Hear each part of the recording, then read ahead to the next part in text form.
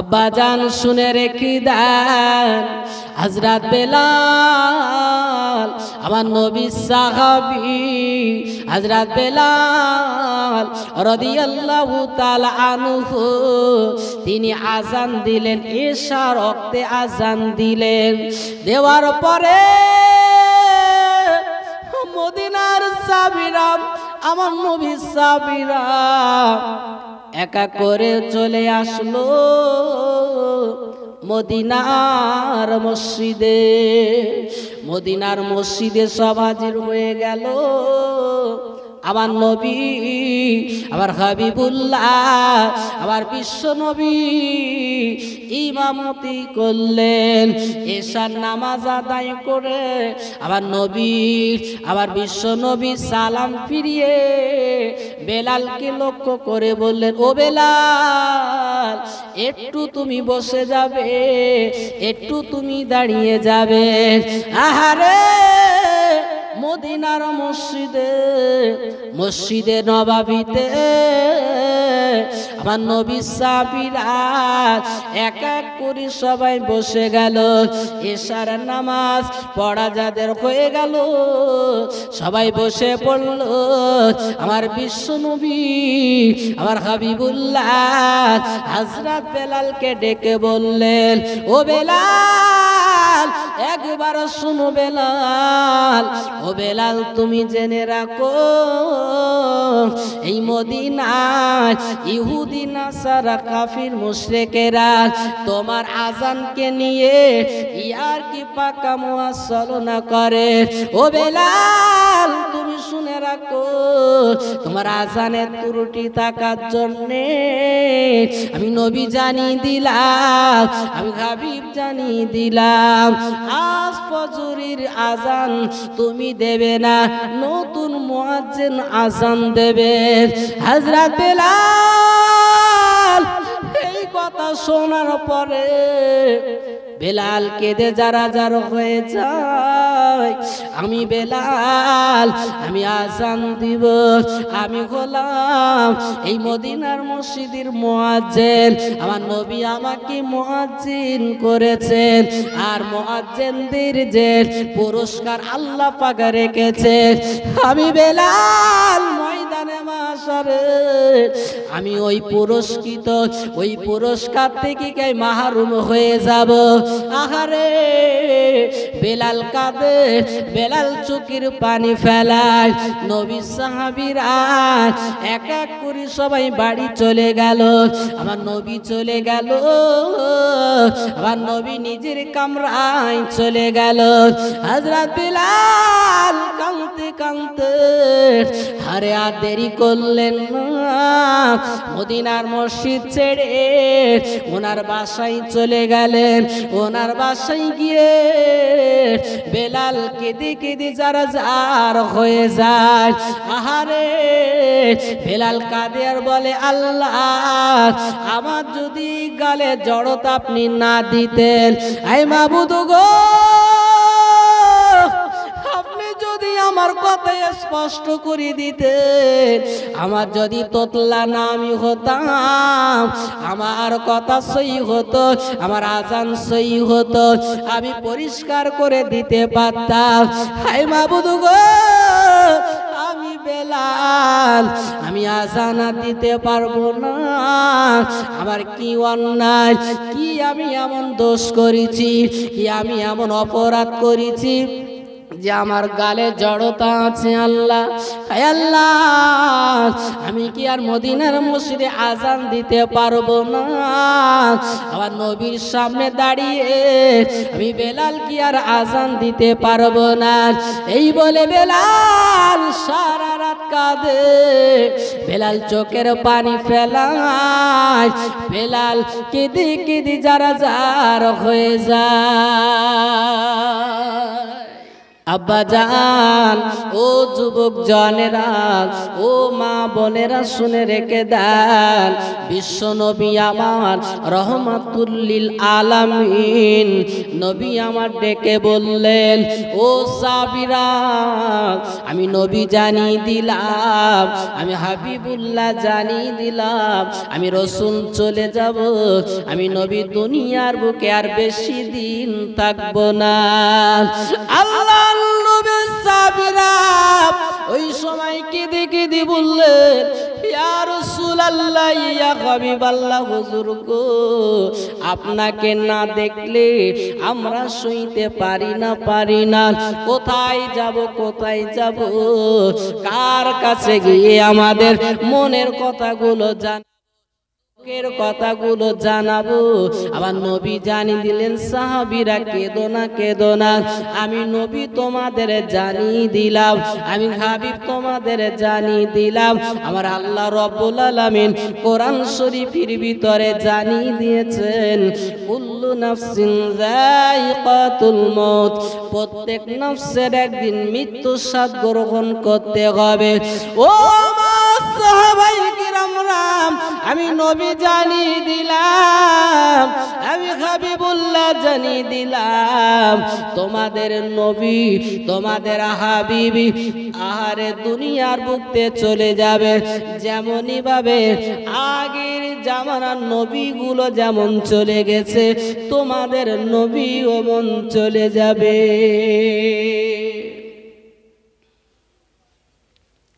বিশ্বনবী সাহাবায়ে কেরামরা তখনই বিশ্বনবীকে প্রশ্ন করলেন, ইয়া রাসূলুল্লাহ, ইয়া হাবিবাল্লাহ, হুজুর,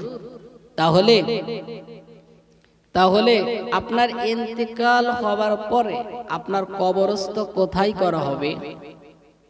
জান্নাতুল বাকিয়াতে না জান্নাতুল মুআল্লাতে? নবী আমার ওসিয়াত করলেন, বিশ্ব নবী আমার জানিয়ে দিলেন, ও সাহাবায়ে কেরামরা, ও আমার সাহাবারা, তোমরা শোনো, আমি নবী জানিয়ে দিলাম, আমার ইন্তেকালের পরে আমাকে কবরস্থ করবে আমার ছোট বিবি আয়েশা সিদ্দিকা রাদিয়াল্লাহু তাআলা আনহার গিরিহে। আল্লাহর নবী আমার, দিনের নবী আমার, বিশ্ব নবী আমার আম্মা জান আয়েশা সিদ্দিকা রাদিয়াল্লাহু তাআলা আনহার গিরিহে আমার বিশ্ব নবীকে কবরস্থ এখনো করা আছে, নবী এখনো শুয়ে আছেন। আম্মা জান আয়েশা সিদ্দিকা রাদিয়াল্লাহু তাআলা আনহার ওই গিরিহে কবরস্থ করা আছে, নবীর রওজা মুবারক আছে। আল্লাহর নবীকে যেদিন কবরস্থ করা হলো, নবীকে যেদিন দাফন করা হলো, আল্লাহ পাকের নবী বিশ্ব নবী আমার দুনিয়াতে চলে গেলেন। নবীকে দাফন করানোর পরে নবীর কবরের উপরে কাঁচা ইট দিয়ে আমার নবীর কবরের উপরটা বন্ধ করা হলো। আল্লাহর নবী আমার, দিনের নবী আমার, বিশ্ব নবী আমার দুনিয়া থেকে বিদায় নিলেন। আমার নবীর আহারে কবরের উপরে এমন করে মাটিগুলো দেওয়ার পরে হযরত বেলাল আর দেরি করলেন না, নিজেকে সামলি নিয়ে এক মশক পানি এনে আমার নবীর কবরের উপরে, শুকনো মাটির উপরে এমন করে পানি ছিটিয়ে দিলেন। হযরত বেলাল পানি ছিটায় আর চোখ দিয়ে পানি ঝরঝর করে পড়ে। হযরত বেলাল কেঁদে কেঁদে জারাজার হয়ে যায়, এত কাঁদে আর নবীকে পাবো না। নবীকে আজকে আমরা জনম হারিয়েছি। হযরত বেলাল কাঁদে, বেলাল চোখের পানিতে বগো ভাসায়। হযরত বেলাল আমার বিশ্ব নবীর রওজা কানা ছেড়ে একটু দূরে চলে গিয়ে শুধু কাঁদে, কেঁদে পাগল হয়ে যায়। হযরত বেলালের এত চোখের পানি, এত কান্নার আওয়াজে সাহাবায়ে কেরামরা হাজির হয়ে গেল। ও বেলাল, তুমি এমন করে কেঁদো না বেলাল, এমন করে চোখের পানি ফেলো না। হযরত বেলাল ছিলেন ও নবীর সাহাবীরা, আমি বেলাল সইতে পারি না, আমি বেলাল থাকতে পারি না। যে নবীকে এক বিন্দু না দেখলে আমি বেলাল সইতে পারি না, থাকতে পারি না, সেই নবীকে আমি হারিয়ে ফেলেছি।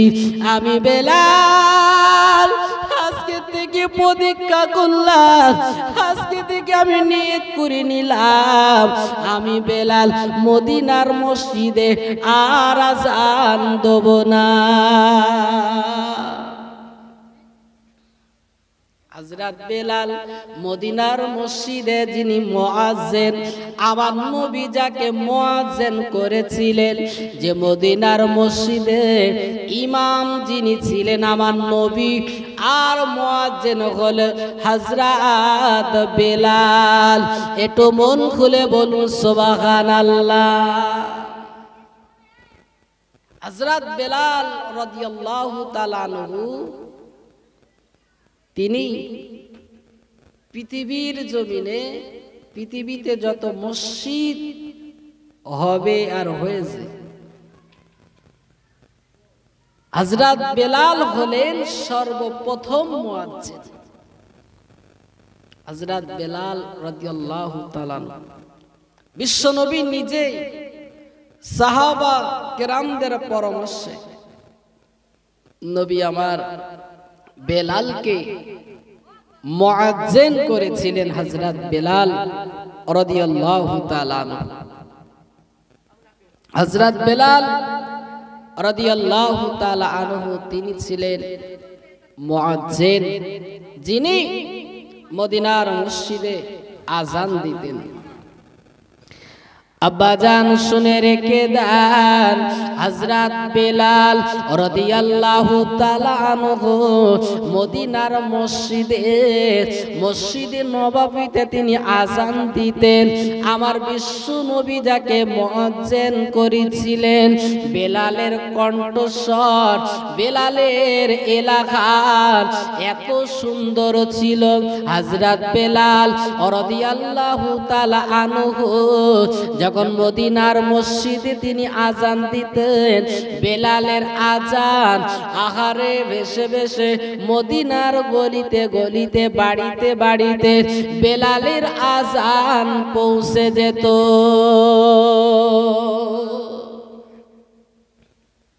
বেলাল বলো মাইকে আযান দিত না, বেলাল আযান দিত মুখে আযান দিত।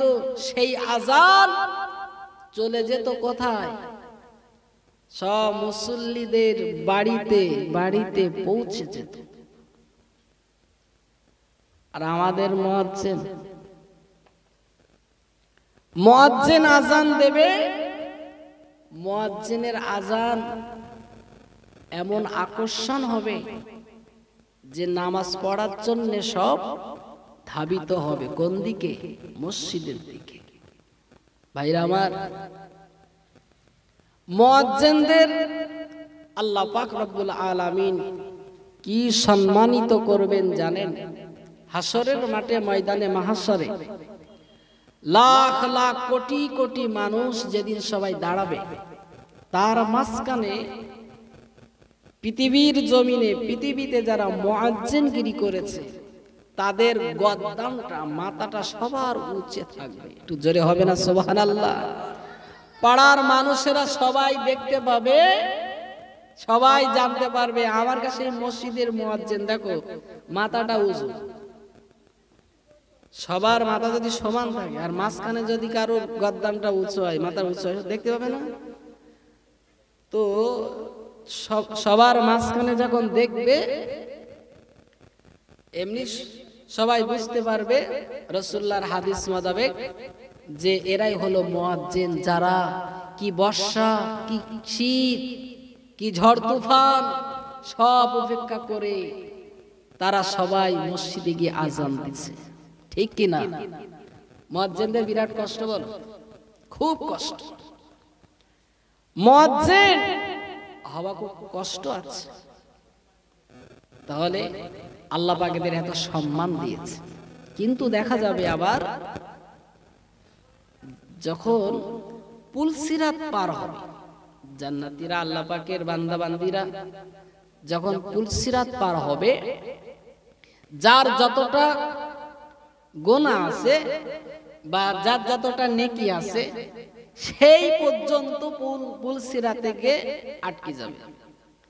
কেউ 4 পা হাঁটতে না হাঁটতেই মুখ চুবড়ে পড়বে, কেউ 10 হাত, কেউ 20 হাত, কেউ অনেকটা দূরে যাবে, কেউ মাঝখানে যাবে। এই করতে করতে দেখা যাবে ওই পুলসিরাতে সব পড়ে যাবে। আর পুলসিরাতের নিচেই জাহান্নাম গুলো, 7টা জাহান্নাম সারিবদ্ধভাবে দেওয়া আছে। এখন যার যা গোনা আছে সেই মোতাবেক সেই জাহান্নামে পড়বে, সব নিচে। কোথায়? পুলসিরাতের নিচে। এখন ওই পুলসিরাত দিয়ে যখন সবাই হেঁটে হেঁটে যাবে, জান্নাতীরা সব নিচু হয়ে দেখবে, আল্লাহ পাক এলাহান করে দেবে, দেখো কারা পড়ে আছে।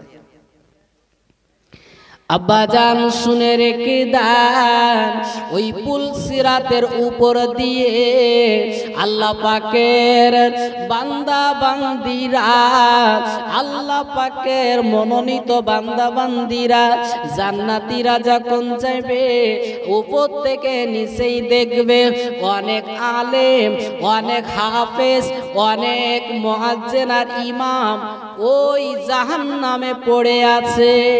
গ্রামের মানুষেরা আহারে পুলসিরাতের উপর দিয়ে যখন যাবে, নিচু হয়ে দেখে বলবে, ও মুয়াজ্জিন, তুমি জাহান্নামে কেন পড়ে আছো? বলো বলো, কেন তুমি জাহান্নামে পড়ে আছো?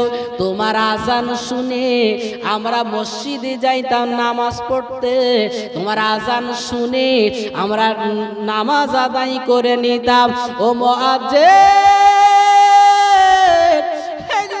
বলো বলো, এই জাহান্নামের আগুনে কেন? এই জাহান্নামে থাকার তো কোনো কথা না। তুমি তো আগেই জান্নাতে যাবে, তুমি তো জান্নাতের বাসিন্দার হবে, জাহান্নামের বাসিন্দার কেন হয়েছো? মুয়াজ্জিন ডেকে বলবে, ও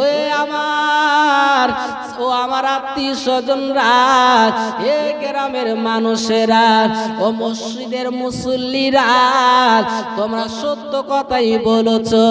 আমার তো জান্নাতে যাওয়ার দরকার ছিল, আমি জাহান্নামে কেন পড়ে আছি?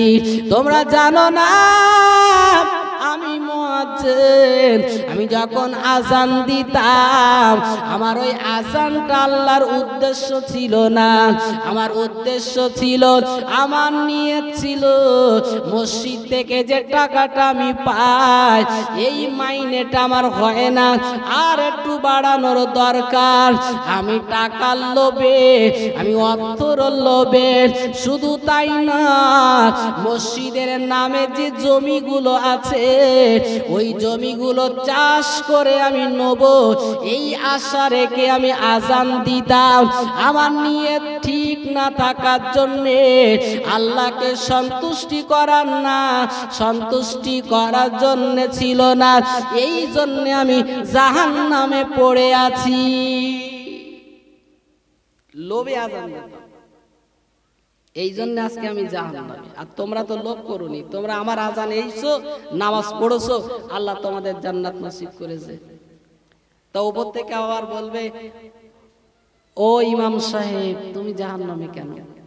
ইমাম সাহেব তখন বলবে, আমারও তো একই কেস, আমি শুধু টাকা করতাম, শুধু লোভ করতাম, সেই লোভে সব শেষ করে ফেলেছি। তারপর আলেম, যারা হাক্কানি আলেম বলে দাবি করে, এর ভিতর থেকে কিছু আলেম জাহান্নামে থাকবে। তখন শ্রোতারা বলবে, তোমার ওয়াজ শুনে আমরা হেদায়েত পেয়েছি, তোমরা জাহান্নামে কেন? তো বলে, জানো না, ওয়াজ করতে যাতে আমার মনে মনে করতাম, টাকা তো পাবো সেখানে, 5,000, 10,000, 15,000 টাকা পাবো, এই যে আমার লোভ ছিল, আল্লাহর উদ্দেশ্য আমার ছিল না, আমার এই লোভের বশতে আজকে আমি জাহান্নামে পড়তেছি। হাদিস শরীফে এসেছে, রাসূল বলেছেন ইন্নামাল আমালু বিন্নিয়াত, সঠিক আপনার নিয়তের উপরে, সৎ নিয়তের উপরে আল্লাহ পাক নেকি ধার্য করেছে। আপনার নিয়ত যদি দুর্বল হয়, নিয়ত যদি দুই দুই হয়ে যায়, নিয়তে যদি গড়বড় হয়ে যায়, তা আপনার ইবাদত বান্দিগি সব শেষ। নিয়ত এমন একটা জিনিস। আব্বাজান শুনে রেখে দেন, ওই পুল সিরাত পার হবার সময়, আহারে ওই পুল সিরাতের রাস্তা এতটা অন্ধকার, না না না, অন্ধকারে চলার তো এমন করে চলবার মতন পরিস্থিতি নাই। কি করে ওই অন্ধকারময় ওই পুল সিরাতটা পার হবেন? বাইরা শুনে রেখে দেন, আল্লাহ পাকের যারা মনোনীত বান্দা, যারা ঈমান নিয়ে মরেছে, যারা আল্লাহকে সন্তুষ্টি করে মরেছে, এদের জন্য ওই পুল সিরাত পার হওয়ার সময় আমার আল্লাহ রব্বুল আলামিন একটি করে নূরের প্রদীপ দেবেন। ওই নূরের প্রদীপটা নিয়ে ওই অন্ধকারময় রাস্তা পুল সিরাতটা তারা ওই নূরের আলোয় রাস্তা দেখে দেখে পার হয়ে যাবে। একটু মন খুলে বলুন সুবহানাল্লাহ। আল্লাহর বান্দারা ওই পুল সিরাত পার হওয়ার সময় এমন কোন বান্দা আছে, তারা আহারে জাদি রাতি প্রদীপ আছে, ওই নূরের প্রদীপটা দেখে, আলো দেখে, লাইট দেখে একটা বান্দা, আল্লাহ পাকের এক বান্দা, ওই আলোই সে দেখে দেখে চলতে থাকবে। কিন্তু না না না, যখন চলবে, দুইজনা যখন যাবে, যার হাতে নূরের প্রদীপ আছে ও এত দ্রুত যাবে, একে পিছনে রেখে ও সামনে অগ্রসর হয়ে যাবে। পিছনের ব্যক্তিটা যার হাতে নূরের প্রদীপই না, সে ডেকে বলবে, ও আল্লাহর বান্দা, ও ভাই একটু দাঁড়িয়ে যা, আমাকে একটু সঙ্গে করে নাও, আমার কাছে কোনো নূরের প্রদীপই নাই। ও তখন বলবে, একটু দ্রুত এসো, আমার সাথে তুমি যেতে পারবে। কিন্তু না না, ওই বান্দা ওর পাশ ধরা করবে, ওর নিকটবর্তীও যেতে পারবে না। হঠাৎ এলাকান হবে, হঠাৎ খবর এসে যাবে, ওই বান্দা ডেকে বলবে, যাও যাও, আমার নূরের আলোয় তুমি এই পুল সিরাত পার হতে পারবে না, চলে যাও।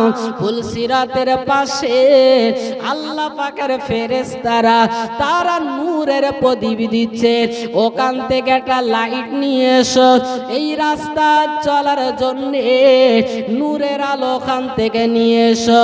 ওই বান্দা আর দেরি করবে না, আবার চলে আসবে আল্লাহ পাকের ফেরেশতাদের কাছে।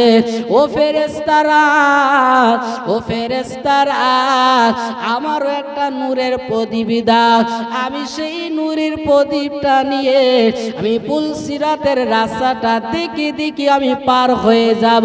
ফেরেশতারা ডেকে বলবেন, না না না, এই নূরের প্রদীপ তোমার দেওয়া যাবে না, এই নূরের প্রদীপ তো দুনিয়াতে কামাই করে আনতে হয়।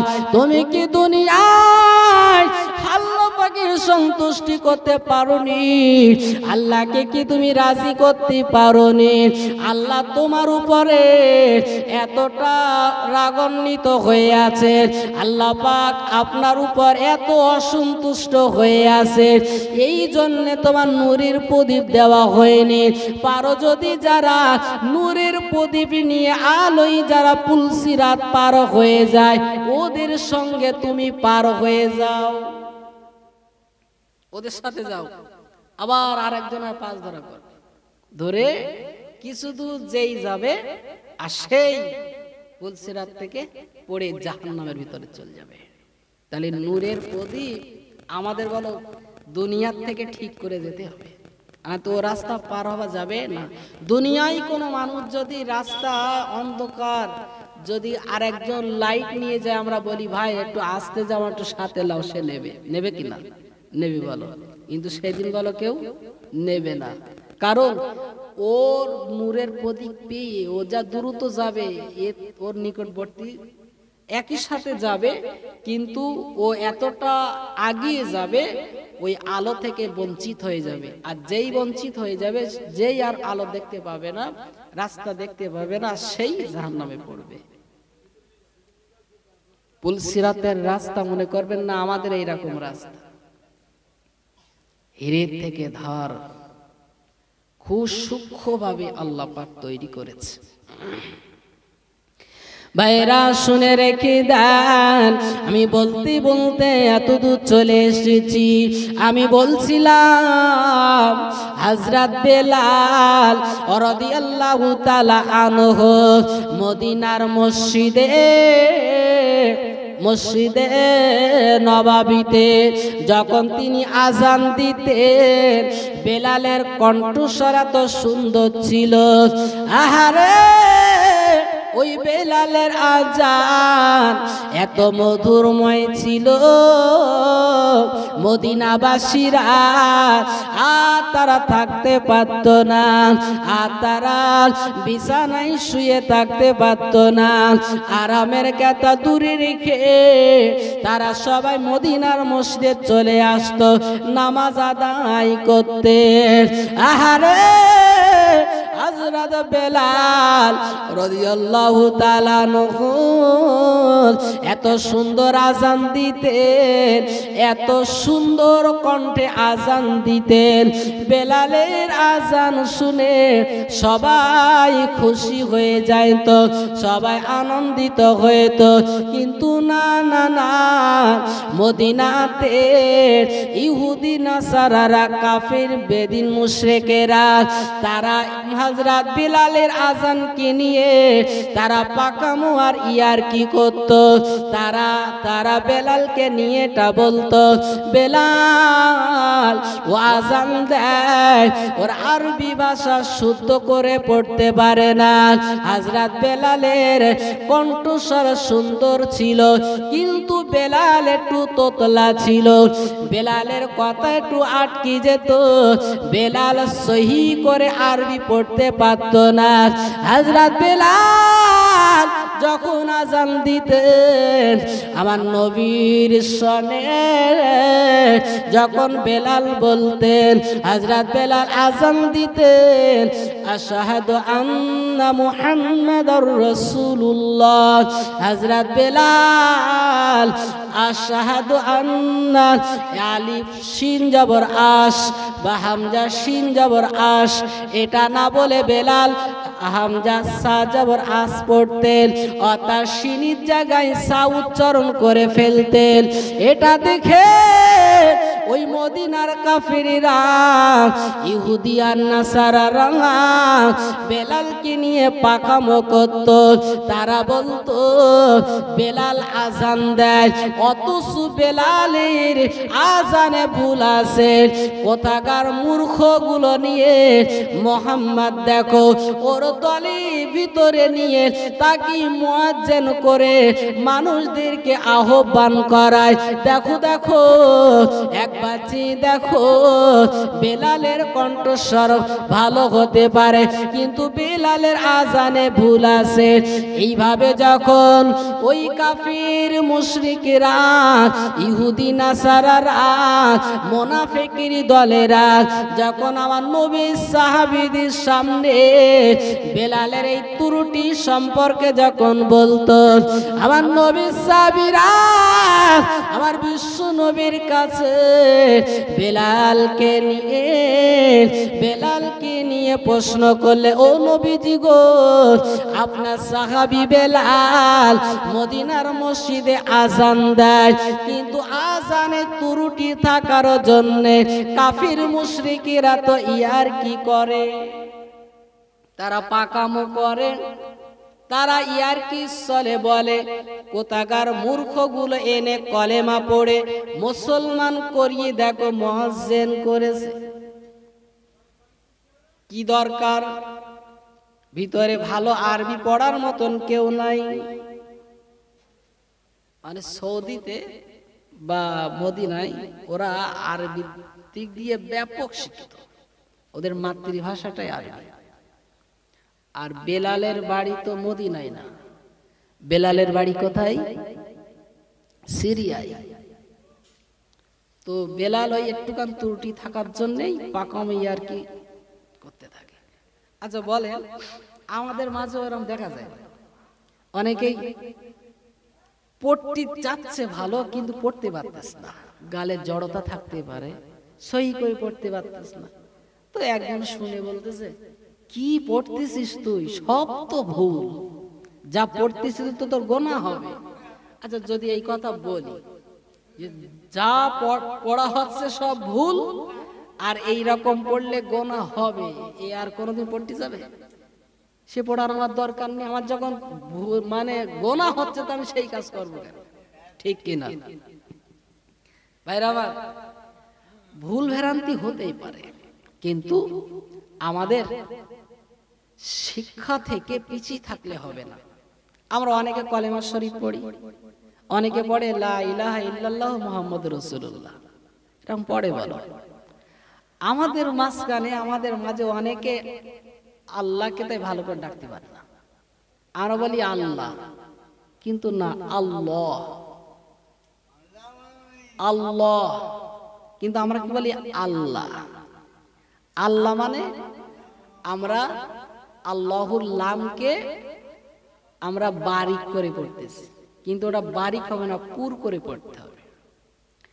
মুসাদ্দাতের পূর্বে দেখবেন আলিফ লাম, লাম হা আল্লাহ, যা যে লামের উপরে তাসদিদ আছে ওই লামটার নাম হচ্ছে মুসাদ্দাত।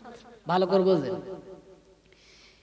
এই মুসাদ্দাতের পূর্বে যদি, পূর্বের অক্ষরে যদি জবর কিংবা পেশ হয়, তখন আল্লাহুল লামকে পুর করে পড়তে হয়, অর্থাৎ মুখটা গোল করে পড়তে হয় আল্লাহ।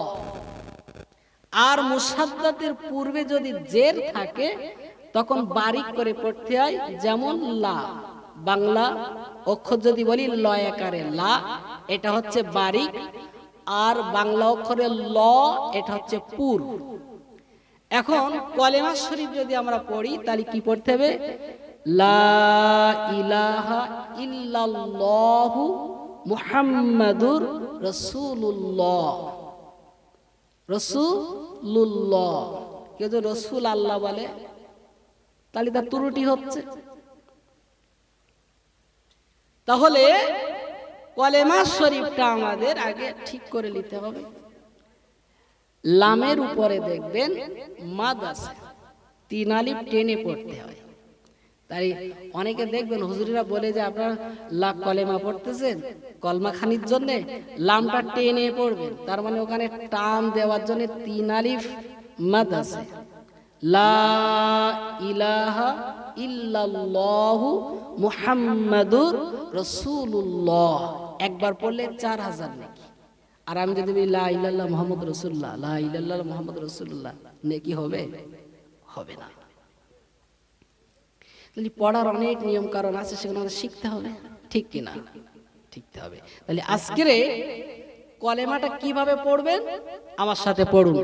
লা ইলাহা ইল্লাল্লাহু মুহাম্মাদুর রাসূলুল্লাহ সাল্লাল্লাহু আলাইহি ওয়াসাল্লাম। হযরত বেলাল রাদিয়াল্লাহু তাআলা আনহুর ত্রুটি কি? আস না বলে আস, মানে সা উচ্চারণ করে।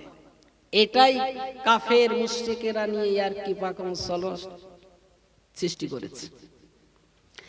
আব্বাজান শুনে রেখে দেন, হযরত বেলাল আমার নবী সাহাবী, হযরত বেলাল রাদিয়াল্লাহু তাআলা আনহু তিনি আযান দিলেন, ঈশা রক্তে আযান দিলেন।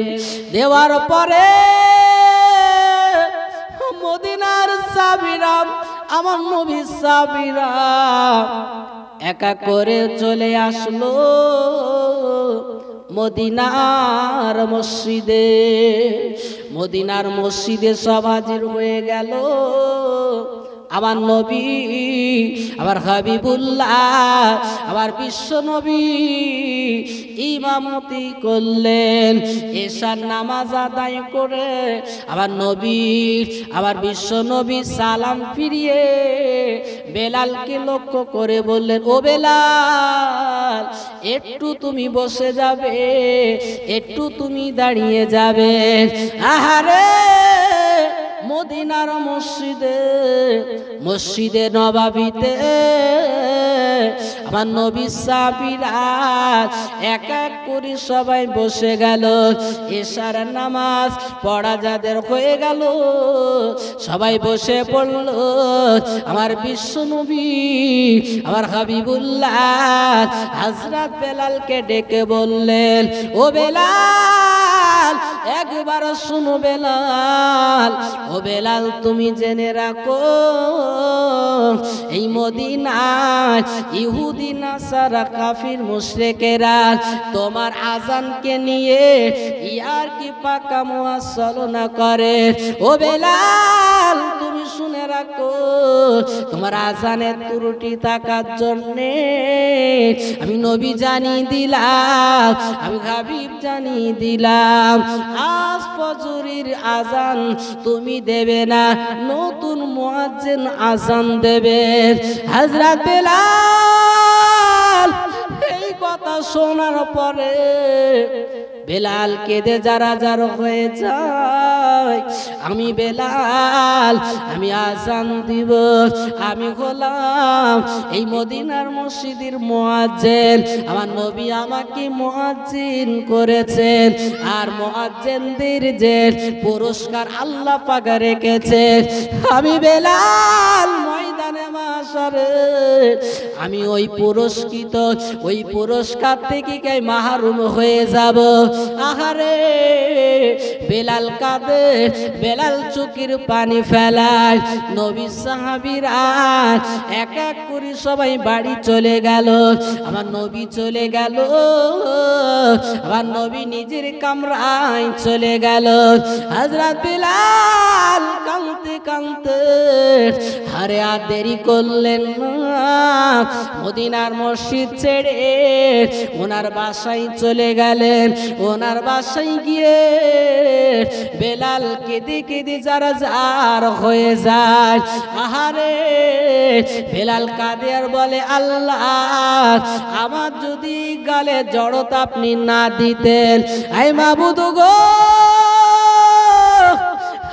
যদি আমার কথা স্পষ্ট করে দিতেন, আমার যদি তোতলা না আমি হতাম, আমার কথা সই হতো, আমার আজান সই হতো, আমি পরিষ্কার করে দিতে পারতাম।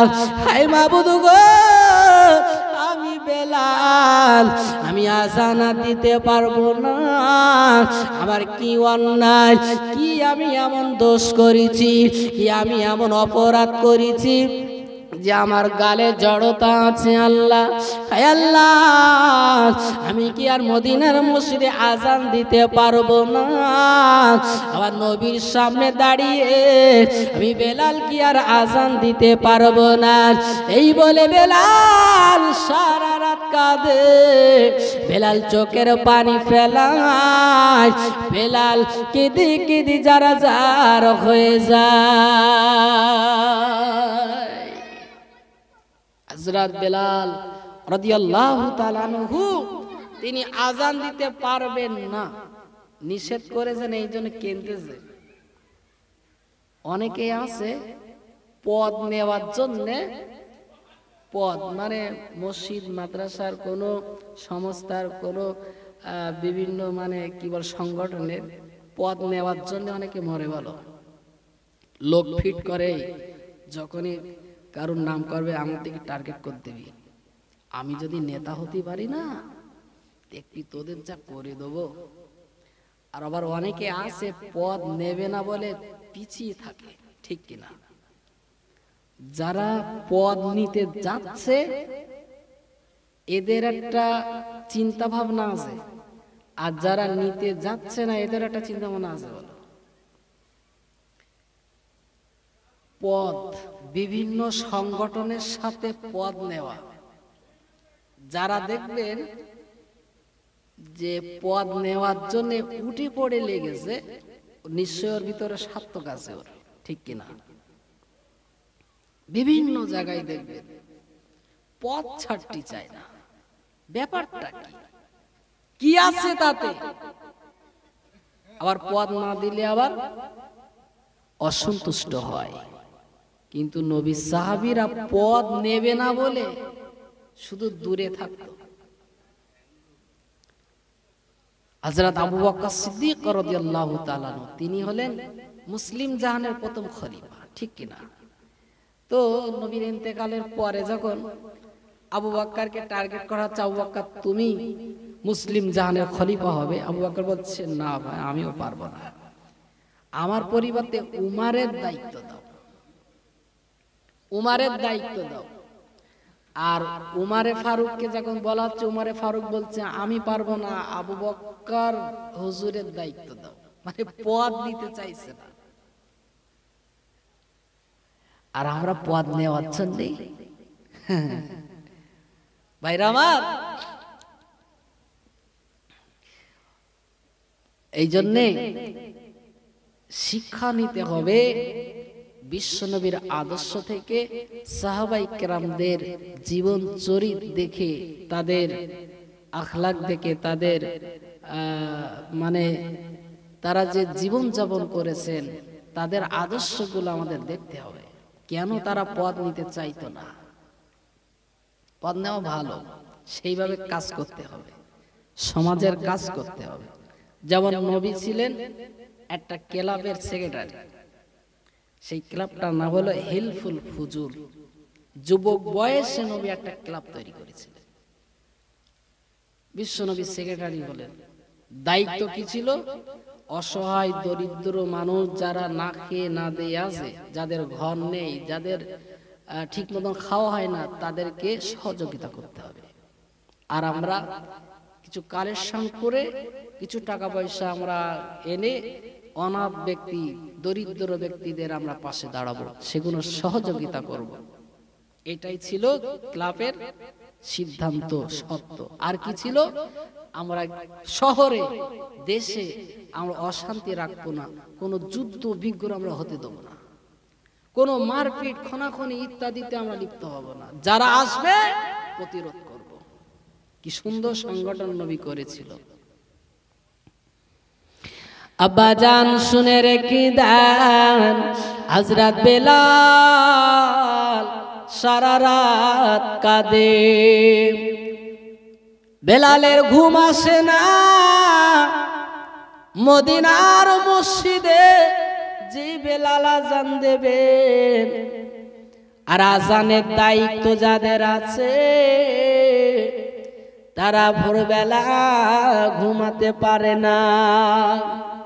এমন অভ্যাস হয়ে যায়, ঘড়ি দেখতে হয় না, টাইম মতন ঘুম ভেঙে যায়, টাইম মতন তার সময় তার মনের ভিতরে এসে যায়, আজানের টাইম হয়ে আসে।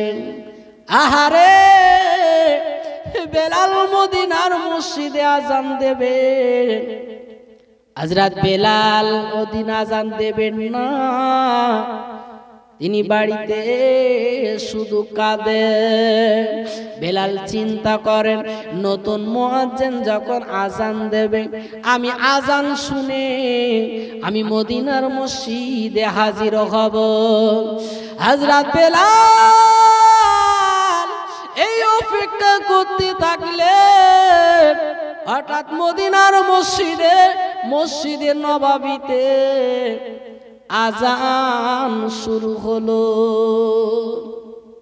হযরত বেলাল শুনতে পাইলেন মদিনার মসজিদে আজান শুরু হয়েছে। বেলাল দেরি না করে আর ওযু করে মদিনার মসজিদে চলে গেলেন। মদিনার মসজিদে গিয়ে আর একেবারে শেষ কাতারে একেবারে শেষের দিকে চুপ করে বসে আছেন। আবার দিনের নবী আমার হাবিবুল্লাহ অপেক্ষা করেন আজান দেওয়ার পরে একটু সওরা হয়ে যাওয়ার পরে আমার নবী নামাজ পড়িয়ে দিতেন, আমার নবী ইমামতি করতেন। কিন্তু ওই দিন আর সলক হয় না, ওই দিন আর পশ্চিম দিকে আর ফসা হচ্ছে না। আহারে আমার বিশ্ব নবী আমার দিনের নবী আমার এই অপেক্ষা যখন করতে থাকলেন, না না না প্রতিদিনের মতো আজকেও তো আজান হলো, তবে এত সময় তো লাগে না পশ্চিম দিকে সওরা হতে, এত সময় কেন লাগতেছে জানি না। আহারে ওই সময় আমার নবীর দিনের নবী আমার চিন্তায় পড়ে গেলেন। আর ওই চিন্তা করতে করতে হযরত জিবরিল আমিন চলে আসলেন, আমার নবীর দরবারে আসলেন, আমার বিশ্ব নবীর সামনে আসলেন। আমার বিশ্ব নবীকে সালাম দিয়ে আমার হাবিবুল্লাহকে সালাম দিয়ে বললেন, ইয়া রাসূলুল্লাহ হে ইয়া হাবিবাল্লাহ, হুজুর গো মদিনার মসজিদে নববীতে কেন আজান হচ্ছে না? ও নবীজি গো মদিনার মসজিদে কেন আজান হলো না? আমার নবী জানিয়ে দিলেন, ও জিবরিল ভাই মদিনার মসজিদে তো আজান হয়েছে, মদিনার মসজিদে আজান দেওয়া হয়ে গিয়েছে। আল্লাহ জিবরিল আমিন আমার বিশ্ব নবীকে ডেকে বলেন, নবীজি গো আমার আল্লাহ পাক আমাকে পাঠিয়েছেন, আমার আল্লাহ পাক জানিয়ে দিয়েছেন মদিনার মসজিদে কেন আজান হচ্ছে না। আমি আল্লাহ পাক জানিয়ে দিয়েছেন, ও নবীজি গো আপনার মসজিদের আজান ফেরেশতারা শুনতে থাকে, ফেরেশতারা শুনে আর ওই আজান শোনার পরে বাইতুল মামুরে মুয়াজ্জিন আজান দেয়, যে মসজিদটা আমাদের আসমানে আছে। ইয়া রাসূলুল্লাহ হে ইয়া হাবিবাল্লাহ, হুজুর গো দুনিয়ার এই মসজিদে আপনার মসজিদে আজান আমরা যেমন ফেরেশতারা শুনে থাকি, স্বয়ং আল্লাহ রব্বুল আলামিন আরশে আজিমে আল্লাহ পাক বিলালের আজান শুনতে থাকে। আজান হচ্ছে না কেন? আচ্ছা আজান হয়নি? হয়েছে? বলো হয়েছে। বিশ্বনবী বলছেন হযরত জিবরিল আমিনকে, ও জিবরিল আজান তো হয়েছে। বলছে না আজান হয়নি। বলছে রাসূল বলছেন তবে আজান হয়েছে মদিনার মসজিদে, যে মুয়াজ্জিন প্রতিদিন আজান দিতেন সেই আজানের পরিবর্তে সেই মুয়াজ্জিনের পরিবর্তে একটা নতুন মুয়াজ্জিন ঠিক করা হয়েছে, সেটি আজান দিচ্ছে। ইয়া রাসূলুল্লাহ হাবিবাল্লাহ, হুজুর আপনার ওই বেলালের আজান, বেলালকেই আজান দিতে বলেন, ওই আজান যত সময় না হবে তত সময় পর্যন্ত সওরা হবে না। একটু জোরে হবে না সুবহানাল্লাহ? তার মানে সকাল হবে না। তাহলে বেলালের আজানে একটু ত্রুটি ছিল, ঠিক কিনা? কিন্তু আজানে যেমন মদিনাবাসীরা সন্তুষ্টি ছিল, স্বয়ং আল্লাহ খুশি ছিল। একটু জোরে হবে না সুবহানাল্লাহ? ওই বেলাল আর আজান দেবেন না।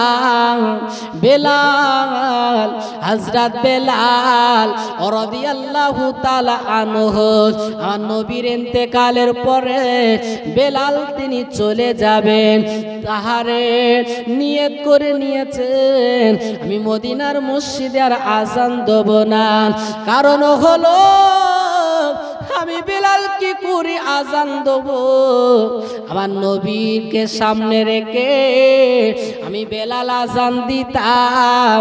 আমি বিশ্ব নবীকে আমি আঙ্গুল দিয়ে ইশারা করে বলতাম আশহাদু আন্না মুহাম্মাদুর রাসূলুল্লাহ, আমি সাক্ষ্য দিচ্ছি আল্লাহ ছাড়া কোনো মাবুদ নাই, আর হযরত মুহাম্মদ সাল্লাল্লাহু আলাইহি ওয়াসাল্লাম আল্লাহ পাকের প্রেরিত পয়গম্বর। আমি আঙ্গুল দিয়ে শাহাদাত আঙ্গুল দিয়ে ইশারা করে আমি দেখিয়ে দিতাম। আমি নবীকে আর পাবো না, আমি বেলালের আজান দেব না। বেলাল কাঁদতে কাঁদতে আর দেরি করলেন না, হযরত বেলাল নিজের বাসায় গিয়ে ওনার জিনিসপত্রগুলো গুছিয়ে নিলেন। একটা পোটলা করে হযরত বেলাল নিজের বাড়িতে তিনি চলে যাবেন, সেই সিরিয়াতে তিনি চলে যাবেন।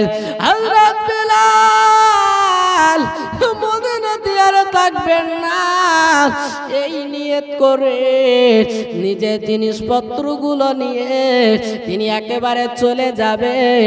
তাই নিয়ত করে নিলেন আমি একবার বিশ্ব নবীর মাজারের পাশে দাঁড়িয়ে একটু নবীর কবরটা জিয়ারত করে আমি বেলাল আমি আর এখানে থাকবো না। আহারে বেলাল নিজের জিনিসপত্রগুলো নিয়ে আরে পোটলা করে নিয়ে মাথায় করে নিয়ে মদিনার মসজিদে ঢুকে পড়লেন। হযরত বেলাল মদিনার মসজিদে নববীতে আমার নবীর রওজার পাশে দাঁড়িয়ে গেলেন। আমার নবীর রওজার জেলিখানা হাতে করে হাত দিয়ে ধরে ঝরঝর করে কাঁদে, চোখের পানি ফেলায়। ইয়া রাসূলুল্লাহ গে, ইয়া হাবিবাল্লাহ হুজুর গো, আমি বেলাল দুনিয়াতে চলে যাব। ইয়া রাসূলুল্লাহ গে, ইয়া হাবিবাল্লাহ হুজুর গো, আমি থাকবো না, আমাকে বিদায় দেন, আমি বাড়িতে চলে যাব, আমার দেশ বাড়িতে চলে যাব, আর আমি এখানে থাকবো না। ইয়া রাসূলুল্লাহ গে, ইয়া হাবিবাল্লাহ হুজুর গো, হয়তো আমার শেষবারের মতো আপনার মাজারের পাশে আমার দাঁড়ানো। ইয়া রাসূলুল্লাহ গে, ইয়া হাবিবাল্লাহ হুজুর গো, আমি বেলাল আমি দেশ বাড়িতে চলে যাব, আমি হয়তো আর আসবো না, তবে ময়দানে মাহশারে এই বেলালের সঙ্গে আপনার যেন দিদার হয়ে যায়। ইয়া রাসূলুল্লাহ গে, ইয়া হাবিবাল্লাহ হুজুর গো, আপনার মসজিদের মুয়াজ্জিন আমি বেলাল, আমি সারা জীবন ধরে আযান দিয়েছি। ইয়া রাসূলুল্লাহ গে, ইয়া হাবিবাল্লাহ হুজুর গো, ওই ময়দানে মাহশারে আমি বেলাল, আমাকে আপনার দেওয়া হাউজে কাউসারের পানি আমাকে পান করে আল্লাহ পাকের দরবারে আমার জন্য সুপারিশ করে আমাকে আল্লাহ পাকের দয়ার জান্নাতে রেখে আসবে। এই বলে কাঁদে বেলাল, কাঁদতে কাঁদতে আর দেরি করলেন না। মদিনার মসজিদ যখন ছেড়ে দেবেন, কান্নার আওয়াজ যখন মদিনার মসজিদে হচ্ছিল, হযরত আবু বকর হঠাৎ কান্নার আওয়াজ শুনে মদিনার মসজিদে চলে আসলেন। হযরত বেলালকে দেখে হযরত আবু বকর সিদ্দিক ডেকে বললেন, ও বেলাল, তুমি এমন করে কেন কাঁদো? আর এই জিনিসপত্রগুলো নিয়ে কেন তুমি দাঁড়িয়ে আছো? হযরত বেলাল ওই সময় কেঁদে কেঁদে বললেন, ও আবু বকর ভাই, আমি আর মদিনায় থাকবো না, যেখানে নবী বেঁচে নাই আমি বেলাল সেই জায়গায় আর আমি থাকবো না। ও আবু বকর ভাই, আর তুমি আমাকে আটকিও না, আমি আমার দেশ বাড়িতে চলে যাব, আমি দেশে আমি চলে যাব, আর আমি মদিনায় থাকব না। হযরত আবু বকর মুসলিম জানে খলিফা আবু বকর সিদ্দিক রাদিয়াল্লাহু তাআলা আনহু কেঁদে কেঁদে বললেন, ও বেলাল তুমি যেও না বেলাল, তুমি তো আজান দেবে বেলাল, ও বেলাল তুমি তো আজান দেবে, তোমার আজান আমরা শুনবো, তোমার আজানে সকাল হয়, তোমার আজানে মদিনাবাসীরা দৌড়ে দৌড়ে আসে নামাজ পড়ার জন্যে। ও বেলাল তোমার আজানকে শুনতে পাবো না, ও বেলাল তুমি রাগ করো না, তুমি আজান দেবে বেলাল। বেলাল কেঁদে বললেন, আবু বকর ভাই আমি আজান দেব, তবে তুমি কি পারবে আমার নবীকে মেহরাবে বসাতে? আমার দিনের নবী যে ধাপে দাঁড়িয়ে দাঁড়িয়ে খুতবা দিতেন, ওখানে আমার নবীকে কি আনতে পারবে? আমি বেলাল আমার বিশ্ব নবীর দেখে দেখে আমি আজান দেব, তুমি কি পারবে আমার নবীকে হাজির করাতে? এই কথা শোনার পরে আবু বকর জর করে কাঁদে, ও বেলাল এমন কথা বলো না বেলাল, এমন করে আমার কাছে জানিও না, আমার নবী বিদায় নিয়েছে, নবী আর আসবে না। ও বেলাল তোমার প্রশ্নের জবাব আমি কি করে দেব, তোমার কথা আমি কি করে রাখবো? আল্লাহ বেলাল কেঁদে কেঁদে বললেন, আবু বকর ভাই একবার আমাকে জানাও, তুমি আমাকে আজান দিতে বলো, তুমি কি আমাকে আজান দিতে বলো? সেই ঘটনাকে লক্ষ্য করে যখন আমি উমাইয়ার বাড়িতে ছিলাম, উমাইয়া আমাকে এত নির্যাতন দিয়েছিল, সেই নির্যাতন থেকে আমাকে তুমি তার বাড়ি থেকে তোমার একটা গোলাম দিয়ে আমাকে আজাদ করেছিলে, আর তুমি আমাকে আল্লাহর রাস্তায় তুমি আমাকে ছেড়ে দিয়েছিলে। ও আবু বকর ভাই তুমি কি সেই দিকে লক্ষ্য করে তুমি কি আমাকে আজান দিতে বলো? তুমি কি আমাকে আল্লাহর উদ্দেশ্যে নবীর সন্তুষ্টির জন্য কি আজাদ করনি? যদি না করে থাকো তোমার গোলাম আমি এখন, আমি তোমার কথা মতো আজান দেব। হযরত আবু বকর বেলালের কথা শুনে ঝরঝর করে কাঁদে, বেলালকে লক্ষ্য করে বলে, বেলাল ও বেলাল, ও বেলাল তুমি শোনো, ওই দিন তোমাকে আজাদ করেছিলাম, উমাইয়ার বাড়ি থেকে তোমাকে নিয়ে আল্লাহ পাকের সন্তুষ্টির জন্য, নবী পাকের রাজি করার জন্য, নবী সন্তুষ্টি করার জন্য, ইসলামের জন্য তোমাকে আজাদ করেছিলাম। ও বেলাল, ও বেলাল আমার কোনো কথা বলার এখন নাই। হযরত বেলাল হযরত আবু বকর সিদ্দিক রাদিয়াল্লাহু তাআলা আনহুকে লক্ষ্য করে বলেন, আবু বকর ভাই তুমি যদি আমার বিশ্ব নবীকে মেহরাবে যদি তুমি বসাতে পারো, মেহরাবের কাছে যদি আনতে পারো, আমি বেলাল আজান দেব। পারবে?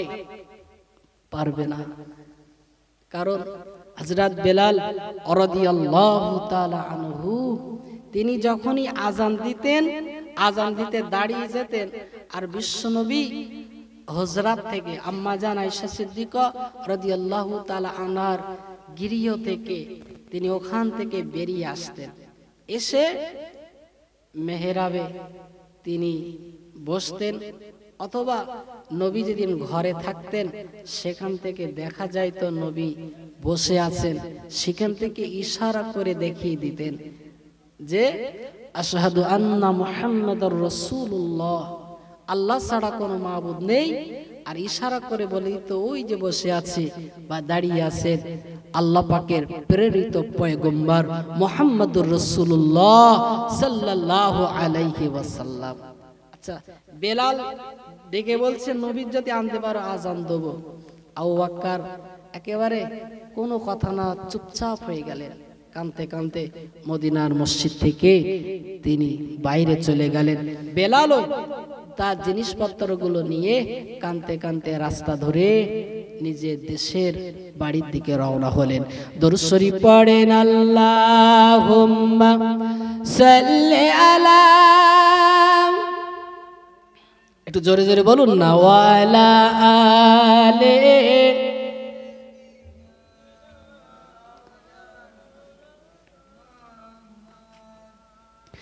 মুহাম্মদ তুমি ওগো খোদার পিয়ারা,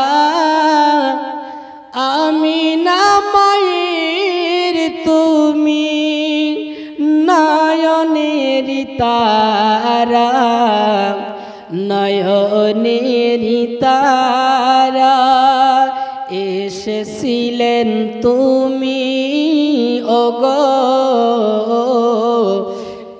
এসেছিলেন তুমি ওগো সেই নিশিরাতে, মুখেতে খোদার বাণী কোরআন যে সাথে, মুহাম্মদ তুমি ওগো খোদার পিয়ারা, আমিনা মায়ের তুমি নয়নের তারা, নয়নের তারা, ওগো নবী দুজাহান,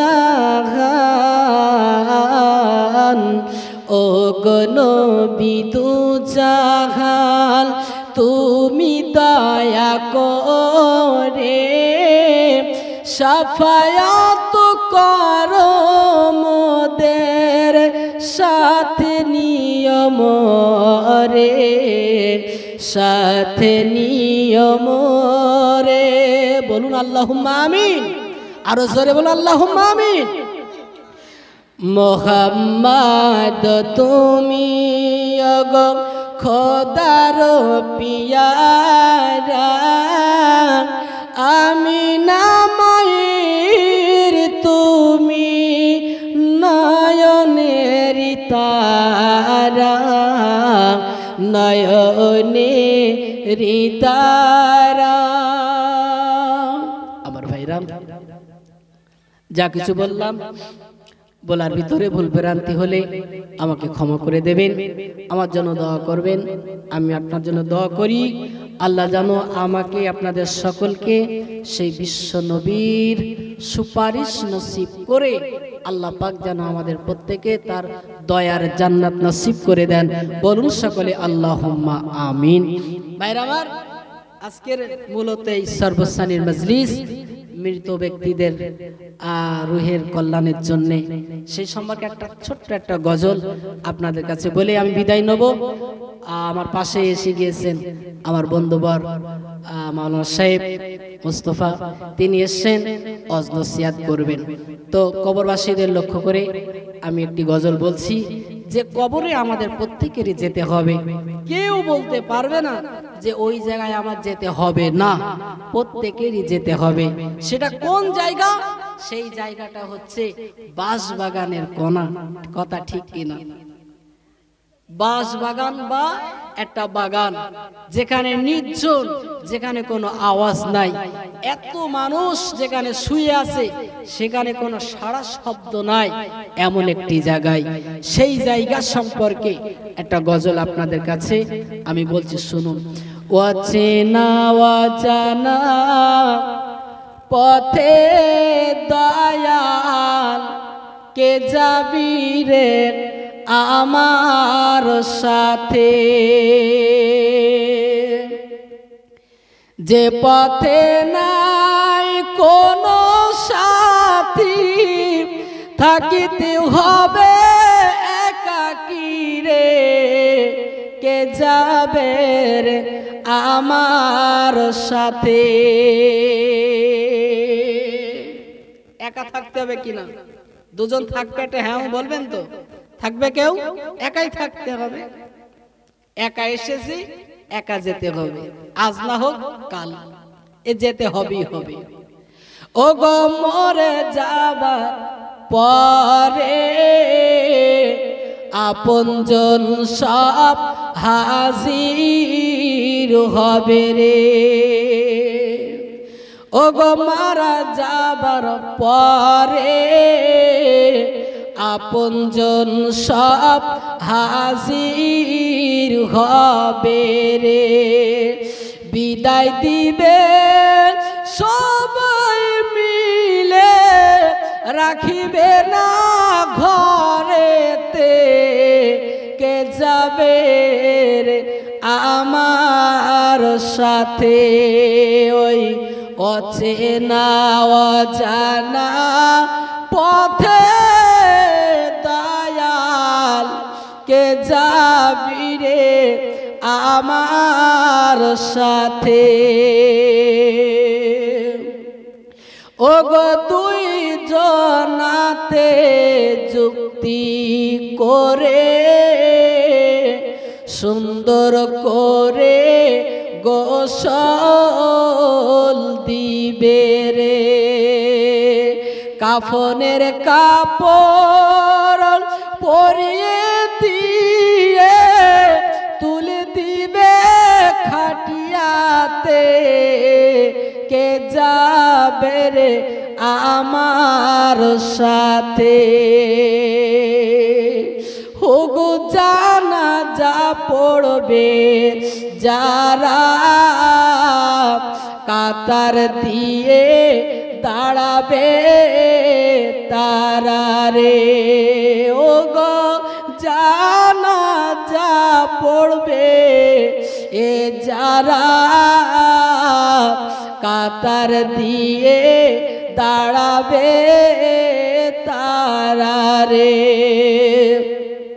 জানাজার শেষে রাখিবে না রে, হে বিদায় দিবে সবাই রে, কে যাবে রে আমার সাথে।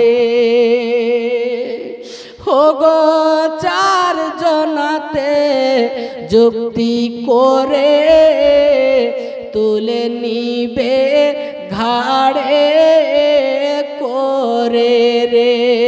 ফেলিয়ে দিবে অন্ধ করে, আপনা ফল যাবে চলে, কে যাবে রে আমার সাথে। কত বন্ধু বান্ধব ও বেরা সঙ্গে যেতে চাই না তারা রে। বেটা বেটিও কলেজার টুকরা, তারাও যাই না সাথে, কে যাবে রে আমার সাথে। ওই অচেনা অজানা পথে দয়াল, কে যাবি রে আমার সাথে। যে পথে নাই কোনো সাথী, থাকিতে হবে একাকী রে, কি যাবে রে আমার সাথে, কে যাবে রে আমার সাথে। ভাইরা আমার, সেই কবরের সঞ্চয় আখিরাতের সঞ্চয় আমাদের প্রত্যেকেরই করতে হবে। এই বলে আমার বক্তব্য শেষ করছি। মোহাব্বতের সাথে উচ্চ আওয়াজে দরুদ শরীফ পড়ুন। আল্লাহুম্মা সাল্লি আলা